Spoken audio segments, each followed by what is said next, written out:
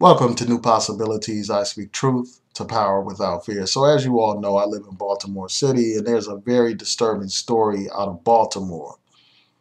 As reported in the Baltimore Sun, Baltimore police officers were found guilty of racketeering and robbery in the gun Trace Taskforce corruption case. So, I'm going to read some excerpts from this story, and then I'm going to provide my commentary. It says a federal jury convicted two Baltimore police detectives Monday for their roles in one of the biggest police corruption scandals in city history. Detectives Daniel T. Herschel and Marcus Taylor were found guilty of racketeering conspiracy, and robbery. The prosecutors said that these police officers acted as both cops and robbers, using the power of their badges to steal large sums of money from residents under the guise of police work. And I'm going to cite a couple of examples of their crimes.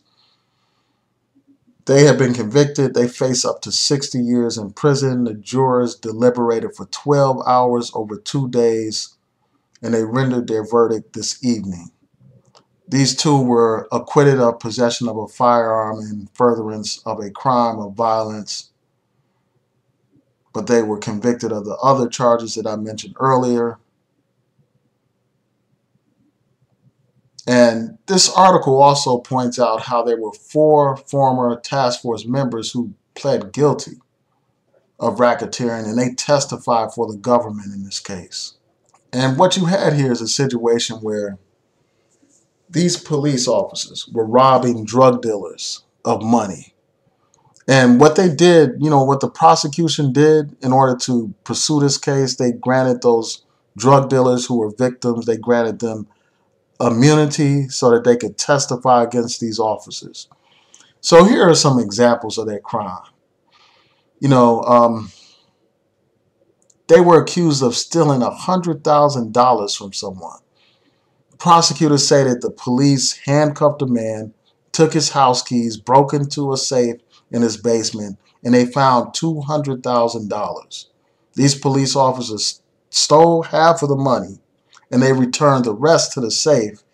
And then they filmed a video of the officers, quote unquote, discovering the smaller amount. And that video was played for the jurors. So basically, the police tried to make it seem as if there was only $100,000 there, when in fact there was $200,000 there, and they stole $100,000. Also, it points out how Herschel participated in a robbery of $20,000 from a Carroll County home after a man and his wife were detained without having committed a crime. The article further talks about how these officers routinely violated people's rights in the course of their work with Baltimore's plainclothes police squads, profiling people in vehicles, performing sneak and peek searches without warrants, using illegal GPS devices to track suspects they claim to be watching, and driving at groups of men to provoke them to flee so that they could be chased and searched. That's what they did. Now, this article also mentions that the six who pled guilty face sentences ranging from 20 to 40 years in prison. So that's some of the information. I won't go into any further details about the article. I'll post a link to this article in the description box so that you can read it for yourself. But I just want to provide my commentary, tell you what I think about this situation. Obviously police are supposed to, in theory, protect and serve. But here, instead of protecting and serving the people, you have police intimidating people, harassing people, humiliating people, and robbing people. You have the police basically acting and functioning like a gang. And I'm sure that this is just the tip of the iceberg. I'm sure that they're going to find much more behind this scandal. As you all know, there was one officer who was scheduled to testify in one of these cases, and he ended up being killed under very suspicious circumstances. So it is very dangerous when you have men that have badges, men and women with badges on, where they use that badge to commit crimes against people, violating people's rights, stealing from people, depriving people of their property and their civil liberties, searching them illegally, stopping them illegally. And when things like this occur, the public has no reason to have any kind of confidence in the police. The public has no reason at all to trust police when they see things like this happen in the community. And when you have a breakdown of trust and confidence in the police, what you have is a situation that perpetuates crime in the community. If people are afraid to go to the police, if they can't trust the police, they will not report crimes in the community. They will not report the incidents of violence that happen in the community. And people often wonder, why do people have this quote unquote no snitch code in the black community?